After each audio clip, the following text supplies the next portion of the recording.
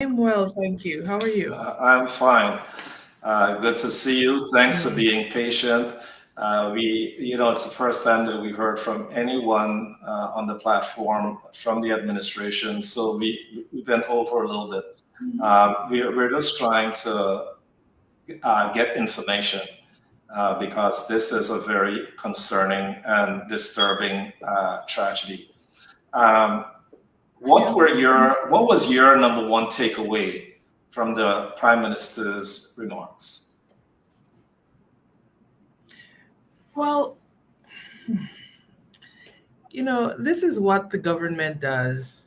PM Phillips is a very affable guy, and so they usually trot him out in situations like this, where they need to do damage control. My first observation is that I note the Prime Minister's call for this not to be made political. But certainly, when you have the President of a republic delivering post mortem results, you could not get more political than that. And so their own actions have made it political. But that is what they do when they do not want people like myself, who are parliamentarians, commenting on these situations. I figure that by now they understand that that approach will not work because Guyanese deserve the truth. In any other functioning country, a postmortem report, even initial findings, are usually brought to the nation by the technical people. Instead, you had the executive, the president, and the minister with responsibility for health delivering these initial findings. And not only delivering these initial findings, but gaslighting the people of Guyana that we did not see what we saw. What we saw didn't actually happen. President went as far as to suggest that in future they may have to restrict access to certain information side. And then the next day sought to do damage control. So what you're seeing is a government that is completely incapable of withstanding scrutiny. We thank God for social media because we've actually gotten more factual information from social media than we have had with the government.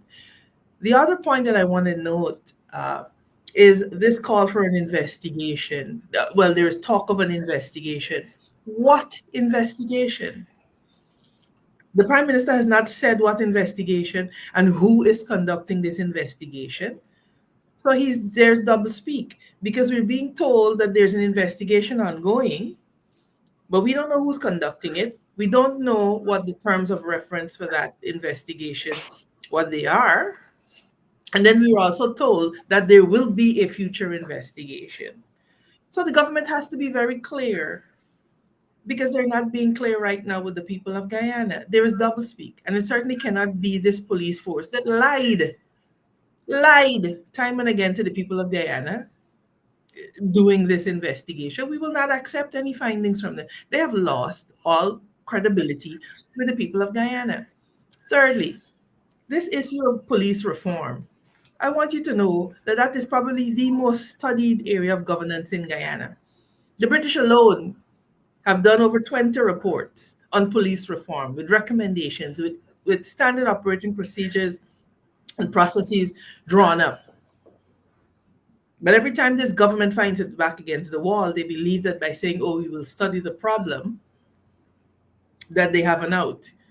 And then on the other hand, they accuse us in the opposition of wanting to have studies and matters studied before we take action.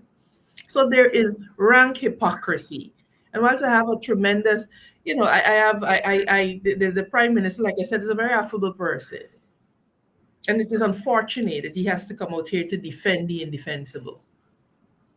So those are my initial reactions. I have a lot more that I would like to say in response to what the prime minister has said, but let's start there. I want to bring in Dr. Griffith for a minute. I mean, Dr. Griffith, of course, he's a Guyanese that's living here in the US, but he is so informed about everything that has happened in Guyana over the last, I would say, 40 or 50 years, based on the information that I get from him. Dr. Griffith, what question would you like to ask Amanza this morning as we try to unpack what's really going on with this tragedy in Guyana, South America? Well, thank you, JR, for the opportunity to put a question and maybe a comment to the Honorable MP.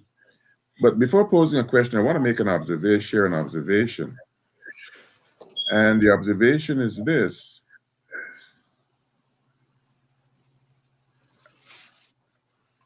I'm astounded that given the significance of the Adriana Young matter, there has not been at the Parliament, at the National Assembly level, a discussion, a conversation, an involvement of the people who were elected to lead the nation other than in the executive branch. I welcome hearing from the MP efforts that have been made by her and others to put this matter before the National Assembly for a conversation, because, and I make this comment in the context of a broader observation. I think the response to the Adriana Young demise, the rioting and the looting, has been for me much more than about Adriana Young. It comes in the wake of incidents in Linden. It comes in the wake of incidents involving police honesty, credibility. And I think that it suggests that there are some sensibilities beyond this incident, sensibilities that would make it necessary for a conversation on this incident and allied incidents at the National Assembly level. So I welcome hearing from the MP what's happening in the National Assembly level. The short answer, Professor, and it's always lovely seeing you. The short answer is nothing. Because we have a Speaker of the National Assembly that acts as the gatekeeper for anything that this government deems should not be laid before the National Assembly. Now, as you know, Parliament is the highest lawmaking body in Guyana, and the government enjoys a one-seat majority in the National Assembly. So there's no overwhelming mandate that they have. So let's set that context. Now, in terms of what happened in Parliament last Monday, after many moons, we had a parliamentary sitting. And as a member of Parliament, myself and the Honorable Director Fernandes, we sponsored a motion a petition rather, from the Guyana Human Rights Association, asking that this matter be considered in the National Assembly. Of course, it was rejected by the Speaker, and rejected on grounds that simply do not make sense. So we had a meeting with the Speaker the morning of the sitting. My Chief Whip and I, we said, look, this is a matter that has gripped this nation. The world is paying attention. Certainly, as the House of the People, we cannot be seen to be ignoring this. They said to us, the motion that is covering can ask for one of three things. We said we will be happy to amend it for it to go to a select committee, but it certainly cannot be that this House does not intend to acknowledge this. When the Speaker took his chair, something completely different happened. He refused to allow that petition to even be read in the National Assembly. That's the first thing. The second thing is that a motion was brought by my colleague German Figuera for an Adriana alert system that is similar to your Amber Alert system that alerts when a child is missing and calling for that system to be implemented. They refused to debate that motion. The Speaker went so far as to not even pronounce on whether the motion was accepted or not. Just a dereliction of duty. Mind you, this is the same Speaker that has banned the use of the word corruption in the National Assembly. So So the short answer is that there is nothing happening in the people's house as it relates to this. What you are hearing from me is that the system is completely broken. There's a security sector committee of the parliament that is designed to specifically oversee issues relating to the security sector. The government in the last 4.5 years has never even convened that committee. So there is no goodwill as it relates to solving this issue. And I want to respond as well to what Professor said, because this issue with Adriana is literally the straw that broke the camel's back. Because the Guyanese people have been laboring under the yoke of a broken, oppressive police force. The last US report on money laundering and anti corruption and money laundering labeled the police force as the weakest link in our enforcement mechanism. Everybody except this government recognizes that there is a problem. And I wish the Prime Minister were on here, because it is important that they be honest with the people. The commander of the region was not moved immediately. It came after protests. He must first tell this nation and the world that they transferred him first. People like myself are very vocal. We said, no, you're not going to transfer the problem. And so days after, he was sent on leave. And then we're hearing that 2 other police were dismissed. But what the Prime Minister does not say to us is whether the conduct that led to their dismissal also reveals criminal conduct, in which case they must be charged criminally. So all of this is happening, and he comes to tell us that we must just accept this. Yes, they're doing an investigation. Yes, these 2 people were sent home. Well, why were they sent home? There had to be some conduct that justified their termination. And who has determined whether that conduct has not amounted to criminal conduct worthy of prosecution? So this is the level of opacity in which we're dealing. Mind you, as Professor alluded to, we're coming off of an incident in Linden where the police again lied to the people of Guyana and said that this young man that was shot and dragged like an animal was confronted by police in uniform, when the CCTV footage showed that not only were the police not in uniform, they arrived in a private unmarked vehicle. So this is a pattern, and Guyanese have decided that we have had enough. And so the government is going to be held to account. The government has to provide answers, and the government cannot conveniently shield behind, oh, the police know what they have to do. It is obvious that the police don't know what they have to do. Amanza, I'm glad that we're getting both sides of the coin here today. As I listen to you, I'm making notes because we must continue to shed more and more light on the Adriana Young tragedy. Wrong could never be right, okay? And that's where this conversation is right now. There's a lot of wrong and there is deceit. So what we're trying to get is transparency. Professor, again, as we sit here and we're having this discourse, do you see, I asked the Prime Minister a question, do you see Adriana's tragedy shaping the political landscape in Guyana?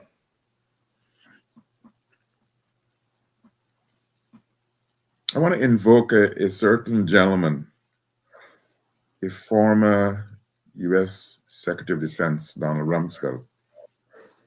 He once talked about the existence of known knowns and known unknowns. I think that question has significant number of known knowns and known unknowns. I think it is a wonderful known that the incident and the circumstances surrounding it. And I want to ask the MP later on before we leave to talk about an element of the incident that so far has not come up.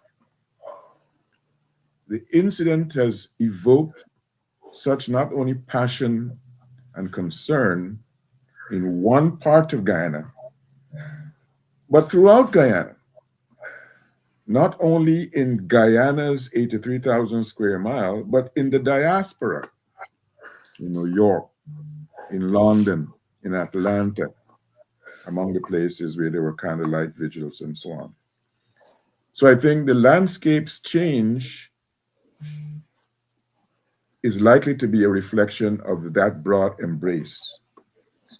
But the landscape change also has to do with the forces within Guyana that can organize to follow through and ensure that there are changes. Part of the complexity of this circumstance is the timing, this year being the year of elections. And I have a book coming out later on this month, MP. And if you get a chance to read that book, you'll see I talk in the last chapter about the political season likely to bring a lot of unhealthy dynamics for the nation. I think this incident, if it is not managed appropriately, can result in a number of unhealthy dynamics that will change the landscape.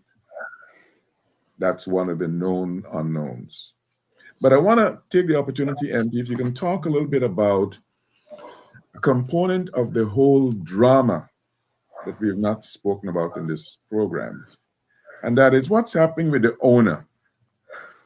What's happening with that gentleman who owned the hotel? What's happening to the investigation about that component? Because I think that is a part of the matrix, which also needs to be told to the nation. Is this guy being charged with anything? You know, what caused the hotel fire? Was it an inside job? Or that's also, I'd love to hear, MP, if you can talk a little bit about that component of the saga. I'll start with the last question first, and then we'll talk about some of the unhealthy, you know, issues that emerged during silly season, as we call it. Amanza, if I could interject 1 minute. We only have 10 minutes left in the program. We went over. Okay, I know it's important. So okay. we have 10 minutes left. Thank you. Well, you know, JR, you might be in some trouble because when you give the mic to a lawyer and a politician, we generally can go on. But I will try to, in the interest of time, abbreviate what I wanted to say. So the owner, no, he has not been charged. He has not been charged, as far as we know. The last missive we saw from the Guyana Police Force is that he has been released, and he is to report to the police station. Of course, you notice all of this is happening within the context of the police force, that we can't trust them if they say today is Wednesday, that it really is Wednesday. As it relates to the fire, no, we do not know where the investigation is with the fire. But what we do have are social media lives showing the police standing there with the fire coming out of the room in the background. So but we know that it was not a member of the public that went up there to set the fire. So we could put the issue of the fire being set by protesters very firmly to bed, because all of the evidence is showing otherwise. And this brings to the fore exactly what I think we all have been underscoring in this show for the last hour or so: the need for openness and transparency, and the need for the technical functions, the Guyana Police Force, the Guyana Fire Service, the medical personnel, for them to be able to function free of political interference and directive. And that is a concept, unfortunately, that is foreign to the current government that we have. Because remember, this is the same president that called a sitting chairman of the Police Service Commission to say, why are my boys not being promoted? The recordings are out there. So So they have a way, when it is convenient, oh, we cannot direct the police. They sit on their hands. And it is an insult to the people of Guyana because we know differently. We live differently every day. So there's no update as to what is happening there. What we do know is that a number of young people have been hauled in on terrorism charges. These are people who were involved in the protests on terrorism charges. All right. So, there's a lot that is not being said by the Honorable Prime Minister when he reports. Now, in the interest of time, let's talk about this, the unhealthy dynamics. We're seeing it playing out already. We're seeing it playing out already. Now, what is interesting is that earlier in the show, someone observed about the insertion of rogue elements into protests.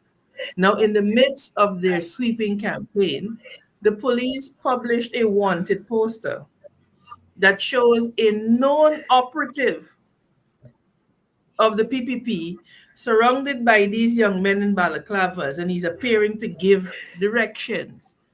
And he was wanted for inciting and creating public mischief. A known operative of the PPP.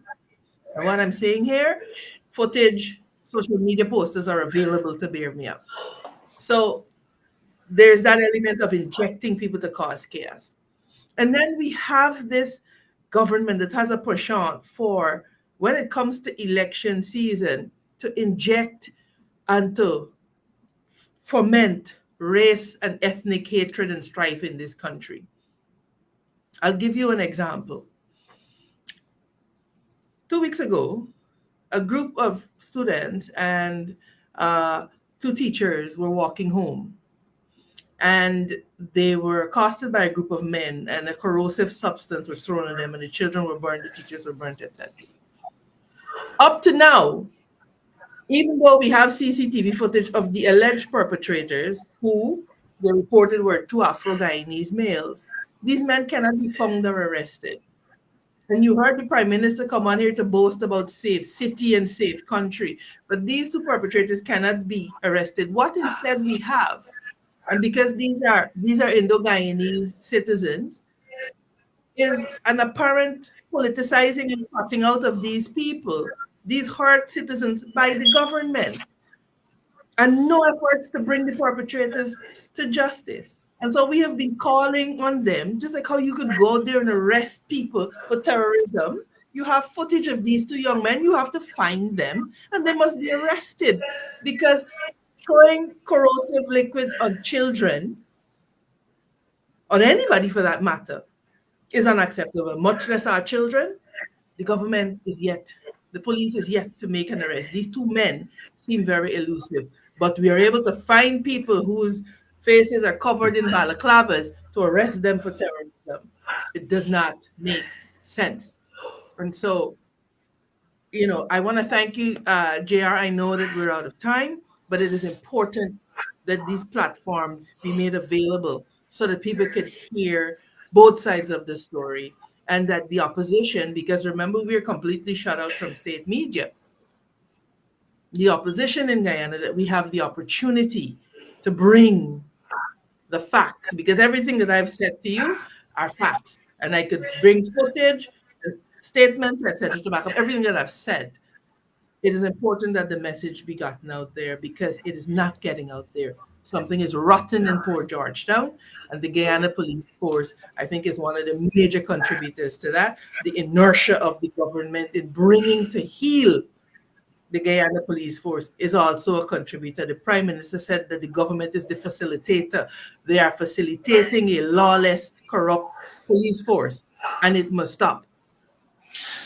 Thank you, Amanza. We got both sides of the coin this morning. I think when we talk about clarity, I think we're beginning to see a clear picture. Everyone has to make an informed decision for him or herself. And I think we are getting a part of the story. It's only been an hour, and in an hour we just can't figure out everything that has gone on and everything that's going on. but we want to continue to have these conversations. And I'm hoping that we could get the Prime Minister back or any ministers from the administration to come to the platform as we continue to talk about Adriana Young's tragedy. The next week is our 5th anniversary of being on air and online. It would be nice if you could drop by with some congratulations, some remarks. We would definitely appreciate that. But thanking you again for taking time out. You told me you had to reschedule to be on the show today, and I just wanted everyone to know that, how important this is to you. So we thank you. Have a good afternoon, Amanza.